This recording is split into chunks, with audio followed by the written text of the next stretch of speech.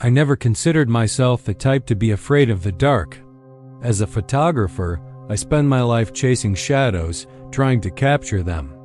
I used to tell myself everything had a logical explanation. Thunder is just air expanding. A creek is just wood settling in the night, but this building was different. A monolithic gray slab of concrete that felt unwelcoming the moment the sun began to set behind its jagged roof. I met the landlord, Mr. Gosh, in a cramped office that smelled of stale cigarettes and a heavy, cloying floral perfume that made my throat itch. He told me the building was mostly occupied, but his eyes shifted toward the door when he said it.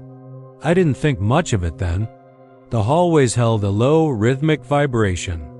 It sounded like heavy breathing coming through the ventilation grates, mixed with that same sweet rotting smell. Then there was room 4B. The door was a flat matte black.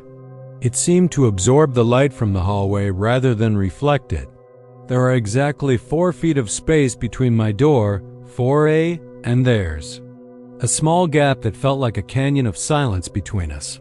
One night, driven by a sudden irrational curiosity, I knocked. 3 sharp raps. The silence that followed was heavy and absolute. Then, from deep within the room, came a single, slow responding knock. It was heavy, like a fist hitting solid stone. I retreated immediately. I locked my door. Then I locked it again. I sat at my desk, my heart hammering against my ribs like a trapped bird. I began looking through the photos I took of the hallway. In one pixelated frame, I saw it. 2 dark shapes in the gap under 4B. They weren't just shadows. They were feet. Standing right at the edge of the door, waiting. It only moved when it heard me. I called Mr. Gosh. His voice was thin and dismissive over the line. He told me to stop looking for things that weren't there. I couldn't sleep. I started keeping a log of the sightings. Shadow movements, the smell of rot, the scratching sounds at 2 a.m.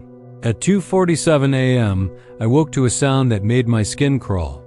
A slow, heavy dragging sound coming from the hallway right outside. I stayed frozen on the floor. I watched the bottom of my door. A shadow blocked the light, lingering there for 6 agonizing minutes. Then came the knocks. 3 soft, wet thuds against my door. It wasn't a request to enter. It was a greeting.